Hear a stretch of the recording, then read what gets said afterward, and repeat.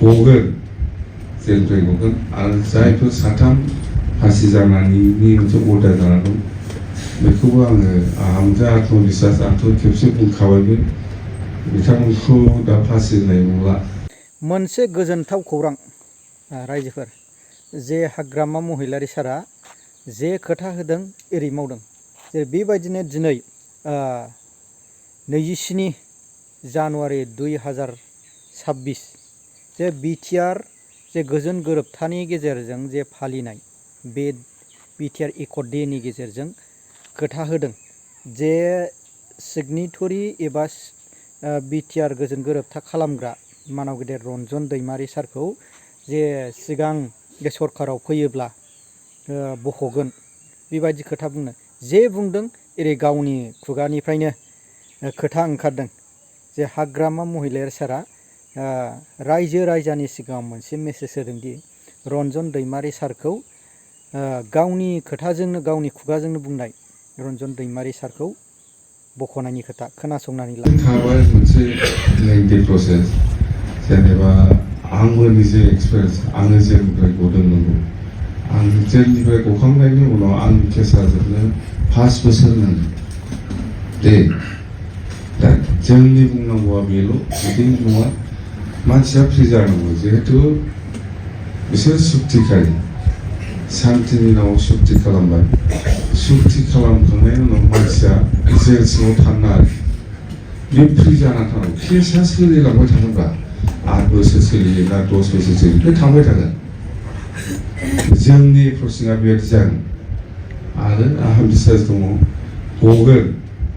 जेलनिफ्राय गगोन आरो जायफोर साथाम फासि जानायनि मोनसे अर्डार जाना दं बेखौबो आंजो आत्मबिश्वास आंथ' खेबसे बुंखाबायबो बिथांमोनखौ दा फासि होनाय नंला। साथाम फासि जानायनि माबा दंमोन नामा आङो सिखाव मोननायावनो आं बुंदों बेखौ एकदम बोखाराबा जाहाथे खिन्थु बन्द' जागोन होनना बुंदों सिखौ मिथिबाय बे फासि होननाय जिनिसखौ नोङो मा खायदा खालामनानै बोखार बेसे जादों दा बन्द'बो जागोन होनना बुंदों डाइरेक्ट बे खोथाखौ दा खालाम नोङो जेराव दोनदोंथ' बे केसा सोलिलांबाय थादों खिन्थु फासि होननाय शब्दखौ बोखार होनना बुंदों बे जायखिया जाबाय आरोखि दा जासिगोन आं बिराद मोजां बिसास दं जाया आंहा बिराद मोजां माबा दं आरोखि माने गोसोआव फोथायनाय दं आं हागोन बादि मोनदों दाथ' इलेक्सननि बिराद मोनसे बिजि इलेक्सन थांगोनखाय गासिबो एप्रुभसना जालांजोबगोन आंहा साहस दङ बुंनायनिबो साहस दं मावनायनिबो साहस दं आरो बिराद बिसासा थल' बख'जोबगोन आं नायबाय था रन्जन दैमारिया मा बहा जादों फाग्ला सुखथिया खालामनानै जेल जाजायो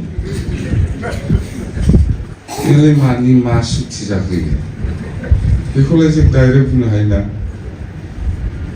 जों डाइरेक्ट बुंनो हायो बबेहाय नुफेरा फालाय बबे दुनियाव नुफेरा डाइरेक्ट बुंथारनांगोनब्रा सुक्ति खालामबायथ' मानसिया सानसेनि थाखाय सुक्ति खालामबाय केसाथ' नंगौ थागोन बे सिस्टेमाव जोबलांनांगौ 8 बोसोरानो लाथों 10 बोसोरानो लाथों जेनेबा आंबो निजे बुंबाय आङो जेलनिफ्राय गदोंबाबो सुक्ति खालामदोंबाबो आंनि केसा 5 बोसोरसिम उनावसो जोबहैगोन दा सिगां बिदि जागोन मानसियानो जेलाव थाबाय थायो बिदि जागोन दा बेफोरखौ गोरा जानांगौ था आं मावगोन आं बिसास दं आं हागोन बायदि मोना दे दा बे जाहैबाय रिहाबिलिटेसननि बेलायाव आं रायज्लायनांगौ खिन्थु दाथ' जेनेबा बुंनो हाया जेनेबा बोरैबा जाफ्लांबाय 2 मोनथाम बेबायदि ग्रुप जाफ्लांबाय ग्रुप जादोंब्लाबो जेनेबा मोनसे जेनेबा धीरेन दामोनाबो मोनसे ग्रुप जानांगौ नोंथांमोननि केडारनि माबाखौ दायथ' लानो जोङो बे क'क्राझार आलदा माबा चिराङा आलदा बेबायदि दाफै जेनेबा रन्जन दैमारि बिथांनि गुरु जेनेबा मार्टियासखौ उमुगा दा बै नंगौ नामा कनफिउस जायोना जिनिसा जेनेबा आङो मोनसे ग्रुप जाबाय आंनि ग्रुपखौ आंनि ग्रुपनि बेसेबां फेडार दङ आंनो दायथ' लानो हानांगौ आङो खुनु बेबायदि जानो मानसिफोरनि लिस्टआ माने एखम्बा ओरै जायो दावखोयो एखम्बा फासयो बिदि जानो नाङा आंनि ग्रुप जाबाय जेनेबा आङो आंनि ग्रुपखौ समस्त जिनिसखौ आं दायथ' लानो हानांगौ जेनेबा सोरनिबा रन्जन बिथांनि ग्रुप जाबाय बे ग्रुपना समस्त केदारफोरनि माबाखौ दायथ' लायो लिस्टआ मोजां हो मार्चास लिस्टआ जेनेबा सावरायग्रा ग्रुप नोंबो मोनसे ग्रुप जाबाय दायथ' लादों नोंनि ग्रुपखौ माने बै लवार लेभेलनि सोद्रोमाफ्राबो मेम'रेन्डाम बै गोजौनिफ्रायबो फैयो बबेखौ लानानै खामानि मावनो जाखाङो मार्टियास लिस्टआ थिग खालाम जेनेबा आङो आंनि ग्रुपनि हिसाबै आङो मिथिगौ उमुक मार्टियास बेखौ थिग खालामदों जेनेबा रन्जन ग्रुप बियो मिथिगौ रन्जन ग्रुपना जोंनि ग्रुपआव सोर सोर केदारफ्रा मार्टियास जानांगौ आंथ' बैनिखौ लगायखाया बेबो आंनिखौ लगायखाया बिदिसो जानांगौ दा नङा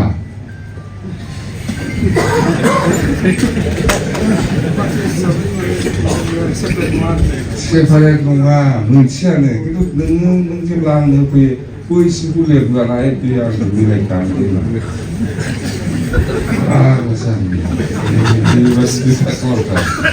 दे